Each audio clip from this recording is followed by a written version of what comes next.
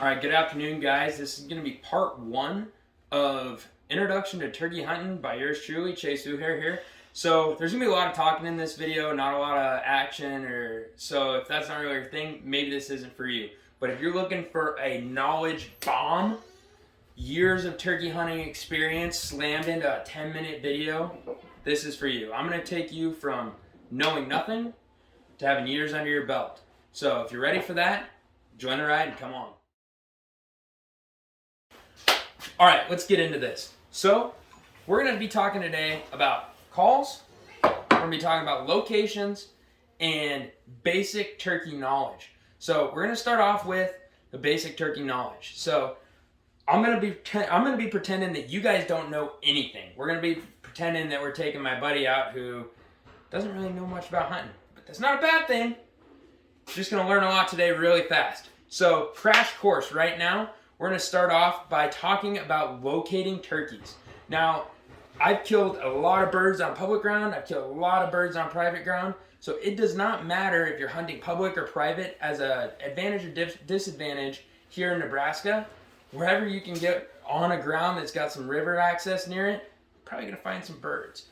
So that being said, make sure there's birds in the area before you just go walk and sit behind your house and waste your afternoon. There's a lot of public land out there. There's a lot of opportunity just by where you go. So, with that being said, we're going to dive into that a little bit more. So, you're going to go and ideal situation. The night before you're going to hunt, Friday night, you get off of school or get off of work or whatever, but still got some light left. Go get in your truck or talk your mom into taking you out and go see if you can locate those birds. So, they're going to be roosting really close the last 30 minutes of light or so. And once they get up into those trees, more than likely they're not going to move. You're going to be in the money if you can find them and they're on your ground.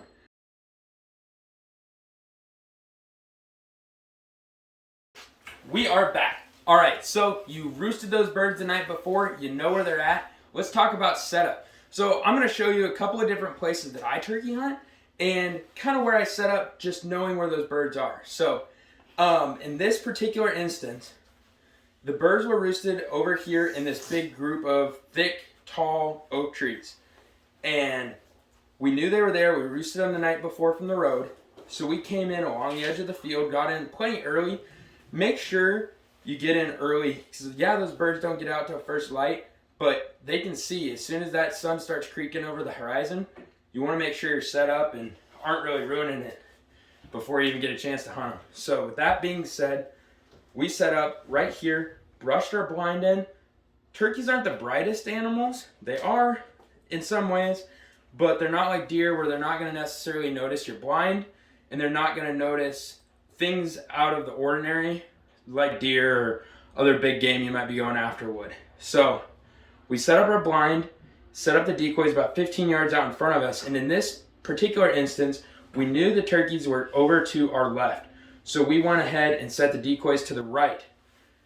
Just slightly, but we're hoping that those birds will come right across in front of us going towards those decoys and give us a great opportunity to kill them.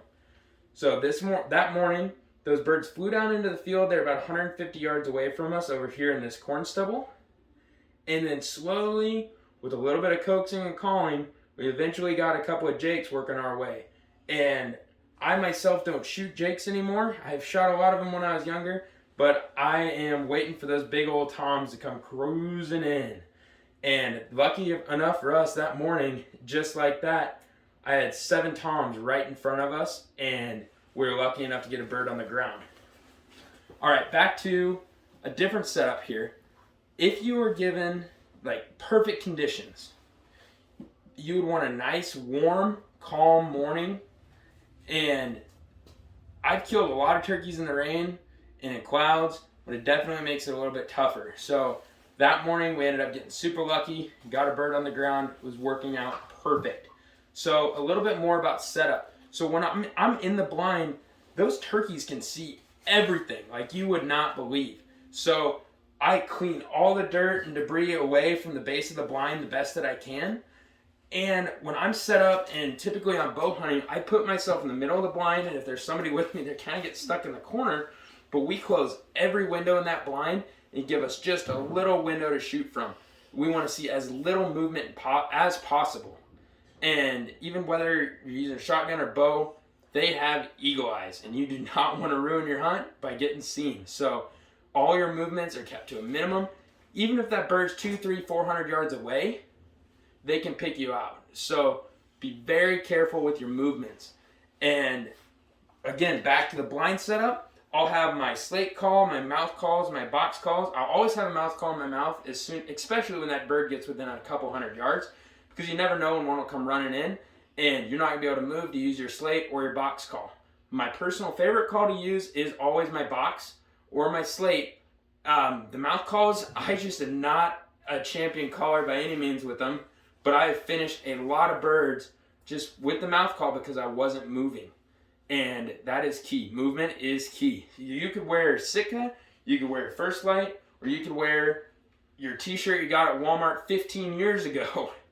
It doesn't matter as long as you're not moving. That is tip number 1. Make sure you hold still.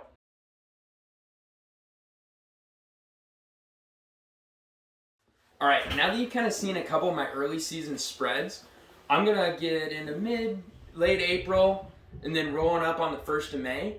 Those birds are, in my opinion, that's their best chance to kill a big old tom, and that's when I find them to be the most responsive, is when that time frame, the flowers are starting to bloom, and them birds are fired up. So that's when I'll go ahead, and that's when I'll bring out my submissive hen, and I'll be using a half strut Jake most of the time. I think I'm going to start using my full strut tom a little bit this year, just knowing that I'm going to be going after some more mature birds, and I'm not too worried about scaring those Jakes away. That is something to keep in mind. If you're open to shooting whatever's got a jelly head and it's coming running at you, I would avoid using a full strut tom, because those younger birds are going to be a little bit more intimidated, and depending on their mood, they might just hang up or stay away because they see that full strut tom in there. So that's something to keep in mind. Now, if you're going for them big old gobblers, doesn't really matter. In my opinion, there's a million different theories. So, moving forward, we're going to get back to kind of that blind setup, talk a little bit about your decoys, talk about locating them. What type of blind works best for you? I have a big old double bull blind. We can slam 3 people in that thing if we need to and get cozy and have a good old time. We've shot doubles with bows out of that blind. If that's something that's available to you, take advantage of it. Also killed birds out of the tiniest little pop-up blind you could imagine, also with the bow. So whatever you can afford, get it. And setups for shotgun, and really avid bow hunters, if you can fool one sitting on the ground, you're doing something right. So when I shotgun hunt, I typically don't use a blind unless we're doing some serious videoing or I got a couple of new hunters with me that I'm trying to make sure that we don't get busted.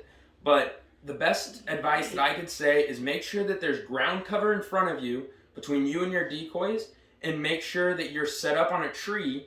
Typically you're sitting on your butt, your knees up or whatever, your gun's ready to go. So all you have to do is click that fire and take your shot. That's ideal situation.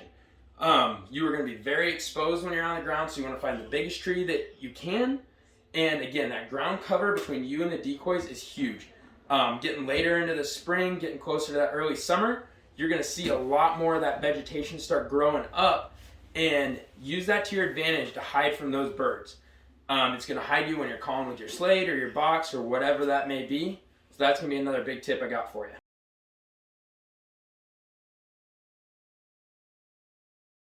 You got all set up, you're behind the biggest tree you can, and them turkeys are moving in, and you can close the deal on them. So moving on from that, my favorite type of turkey hunting is running and gunning them with a shotgun. So I've scared a lot of turkeys, probably more than I've shot doing this. But it is fun. When them gobblers are fired up, they're in the middle of a field, you can sneak right up on them using a couple of different tactics. My favorite is this guy right here, the old trusty Scoot and Shoot Dave. Killed a lot of birds behind him. So this is a multi-purpose decoy here, and I'm working on making it better as I go. But I'll set this up in the field with my spread, and so that's what I've been using for my full strut tom. So you can use them for that, but I like to use them. I'll lay down behind him, and this stick is long enough that I can see below, but when I stick it into that soft dirt, and I can let go and be hands-free and use my gun to shoot, he's at the perfect height for those gobblers to be coming in. So I'll be on my belly and my knees, doing whatever, sneaking in using something like this. So it's scoot and shoot. If you're on public land, I would advise being careful, just because you're crawling behind something that looks like this, and you just want to be safe. Some guys recommend wearing like orange on your back, or putting an orange strip on the front of the turkey. Couple of different options just to make sure that you're not mistaken for the game that everybody else is also going after. When you really want to get going, hopefully I'll have this ready to go by this season. So these are some feathers or wings I got off my bird from this fall. I've been drying them out. They're dry now, but I just haven't got around to working on it. I'm gonna put those on there like so. So that way I have concealment more on the side and on the front. And I'm gonna try to get one with my bow this year using something along the lines of this. So stay tuned for that. And that's just another way to go after them birds. Tend to be the best caller around, and I'm sure the audio in this is horrible, so you're gonna have to work with it. There's a lot of great callers out there. Go find a guy that you like, a video you find interesting, and they're gonna be able to teach you a lot more than I can. So that way I'm not here pretending that I know everything about all this. I'm learning every day just like you guys. That's a personal goal I have this year, is to be the best caller that I can be, using a box call, slate call, mouth calls, the whole nine. So if you guys found this video helpful, I can go ahead and make another one with some more advanced techniques, get a little bit more into strategy and setting up on birds. If not, sorry guys, it's the best I got. So, that being said, hope you enjoyed it. Make sure you like, subscribe, and go check out our Instagram if you're interested in one of these bad boys. Thanks for watching. See you later.